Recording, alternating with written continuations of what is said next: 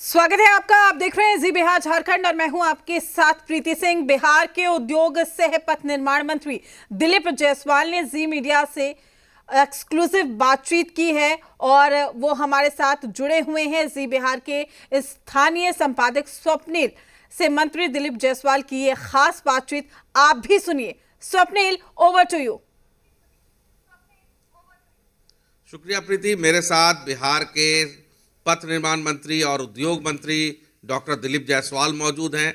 दिलीप जायसवाल प्रदेश के अध्यक्ष भी रह चुके हैं, तमाम महत्वपूर्ण विभागों का जिम्मा संभाल रहे हैं। मेरा पहला सवाल तो ये है कि BISF एक नया कॉन्सेप्ट है, लगातार हम इस पर चर्चा भी कर रहे हैं, दिल्ली में भी कर रहे थे, पहले भी कर रहे हैं। ये BISF को जरा विस्तार से बताएंगे। जो उद्योगपति या जो नए उद्योग लगाने के लिए लोग हैं वो सशंकित रहते हैं, तो BISF को जरा विस्तार से बताएंगे। देखिए, बिहार में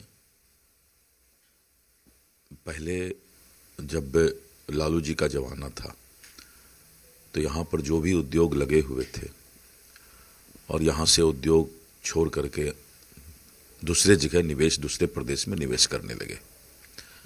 नीतीश कुमार जी की सरकार, कानून का राज में हम चाहते हैं कि जो भी निवेशक बिहार के अंदर आए उनको फुल प्रूफ सुरक्षा मिले, पूरी सुरक्षा मिले।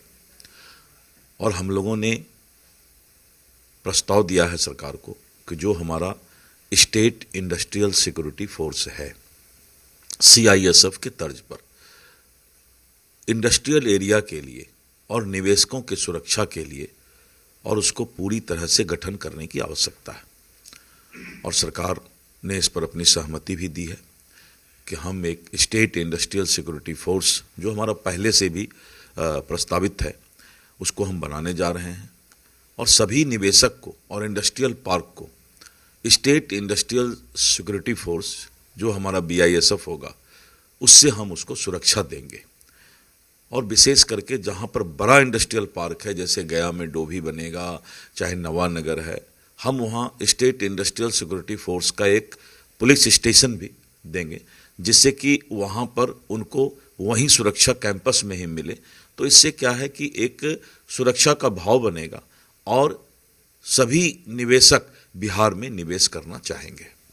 इस फोर्स को लीड कौन करेगा? मतलब DGP के अंतर्गत रहेगा या फिर कोई और सिस्टम ऑपरेट करेगा? नहीं, ये DGP के अंदर रहेगा। DGP और इंडस्ट्री डिपार्टमेंट के कोऑर्डिनेशन से ये इंडस्ट्रियल सिक्योरिटी फोर्स चलेगा और दोनों विभाग मिल करके और इसकी ज़रूरत और जहाँ पर भी सुरक्षा की आवश्यकता है उसका अध्ययन करके और फिर सुरक्षा देने का काम करेगा। एक सवाल इससे जुड़ा और है, फिर दूसरे विषय पर आता हूँ। सवाल ये है कि क्या BISF उद्योगपतियों को ज़रूरत के हिसाब से एस्कॉर्ट और अन्य सुविधा भी, ये तो सुरक्षा हो गई कंपनी की, एस्कॉर्ट और व्यक्तिगत सुरक्षा भी मुहैया कराएगी?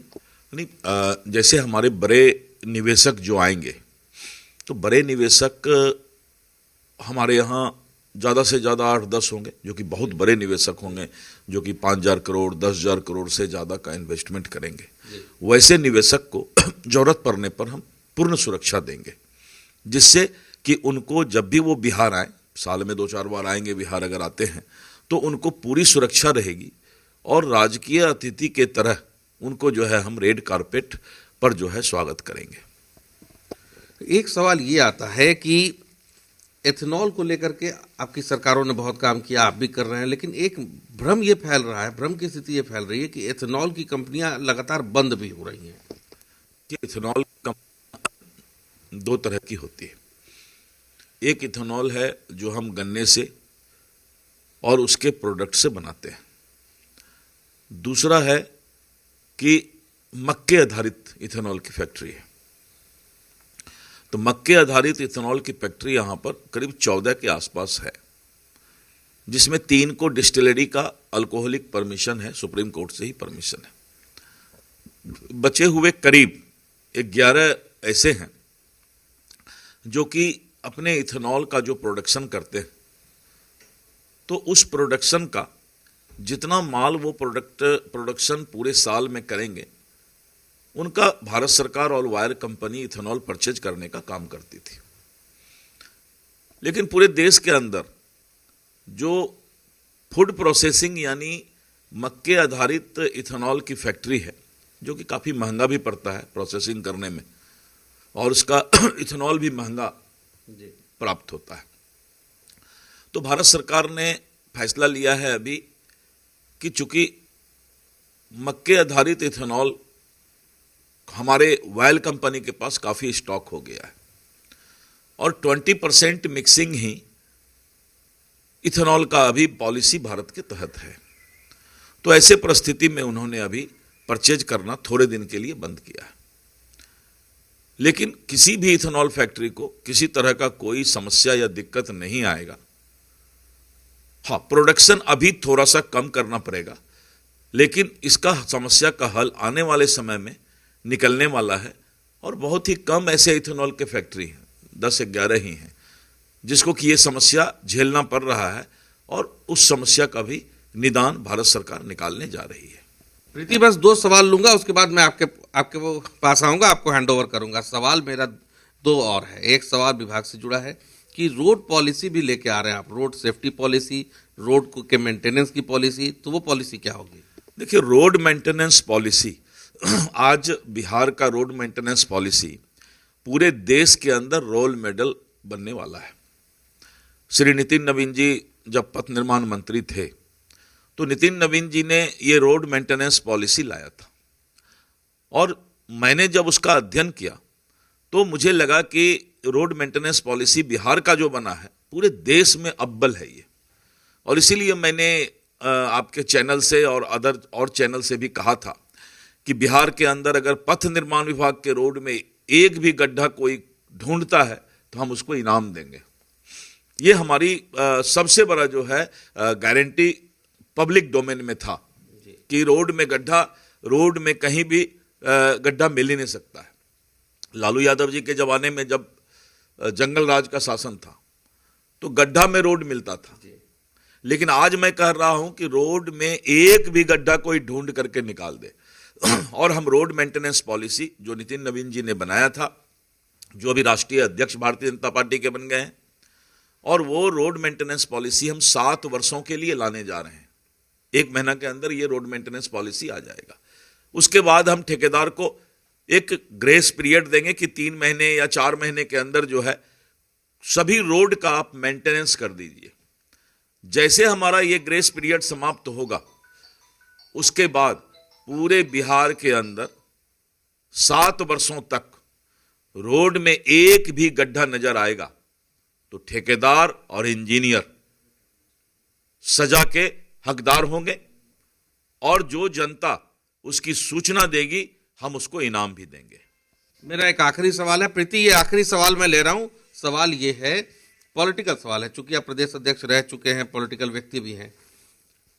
आपका विपक्ष आपको 100 दिनों का समय देता है और कहता है 100 दिनों बाद हम सड़कों पर उतर जाएंगे और आपके नाकामियों को बताना शुरू कर देंगे। तो लगता है कि 100 दिन का उनका अल्टीमेटम कुछ काम करेगा? 100 दिन के बाद वो नौटंकी करने का ट्रेनिंग ले रहे होंगे। विपक्ष नौटंकी ही कर सकता है, इसके अलावा बिहार में क्या कर सकता है? मैंने कहा, बिहार सरकार किस चीज के लिए बनती है? सरकार बनती है इंफ्रास्ट्रक्चर डेवलपमेंट के लिए, चाहे रोड का मामला हो, रेल का मामला हो, एयर कनेक्टिविटी हो। क्या कोई चुनौती दे सकता है क्या? सरकार बनती है गांव के विकास के लिए, समाज के अंतिम पंक्ति में बैठे हुए लोगों को न्याय देने के लिए। क्या इस पर कोई उंगली उठा सकता है क्या? सरकार बनती है कानून के राज के लिए, और इस कानून के राज में कोई भी अपराधी धरातल पृथ्वी के अंदर भी होगा तो उसको ढूंढ के निकाल करके सजा दिलवाने का काम करेगी। सरकार जनता के जो मैंडेट हैं उस पर खरा उतर रही है, और हम तो 20 साल आगे का सोच रहे हैं। ये विपक्ष क्या बात करेगा? 20 साल आगे का भी हम जो है एनडीए की सरकार बिहार कैसे आगे जाए इसकी चिंता कर रही है। इसीलिए विपक्ष का काम सिर्फ विरोध करना नहीं है, विपक्ष का काम है कि सरकार जब अच्छा काम करे तो उसकी सराहना करना भी। अच्छे कामों का सराहना जो करता है उसी का विरोध करने का कोई हक होता है। नीतीश कुमार जी इस कड़ाके की ठंड में और समृद्धि यात्रा पर है। आपने देखा कि पहले प्रगति यात्रा पर वो निकले थे, विकास का जाल बिछ रहा है, एजुकेशनल इंस्टीट्यूशन बन रहा है, पढ़ाई का क्वालिटी आगे बढ़ रहा है। जब हम लोग बोलते थे कि रोटी, कपड़ा और मकान, शिक्षा और स्वास्थ्य, इस 5 चीज को सरकार जो है अपनी प्राथमिकता में रखते हुए और बिहार के विकास के लिए तत्पर है। इसीलिए विपक्ष का कुछ भी कहना ये नौटंकी है और कुछ भी नहीं है। शुक्रिया हमसे बात करने के लिए। मंत्री डॉक्टर दिलीप जायसवाल से प्रीति अलग अलग विषयों पर चर्चा की। बहुत कॉन्फिडेंट सरकार नजर आ रही है और दिलीप जायसवाल का ये कहना कि 100 दिनों की बात विपक्ष करता हो, सरकार में बैठे लोग और जो सरकार का इंपॉर्टेंट हिस्सा है तो ये मानता है कि हम 20 साल की तैयारी करके चल रहे हैं, तो 100 दिन का भले अल्टीमेटम हो, लेकिन सरकार के कोर टीम के लोग कहते हैं कि हमारी तैयारी अगले 20 साल की है। ओवर टू यू प्रीति। बिल्कुल सपने, शुक्रिया आपका हमारे साथ बातचीत के लिए, दिलीप जायसवाल जी से बातचीत के लिए। तो आपने देखा कि क्या कुछ विजन रहने वाला है, क्या कुछ आगे विकास कार्य होंगे, तमाम मुद्दों पर खुलकर बोलते हुए वो नजर आए। फिलहाल के लिए इस बुलेटिन में इतना ही। नमस्कार।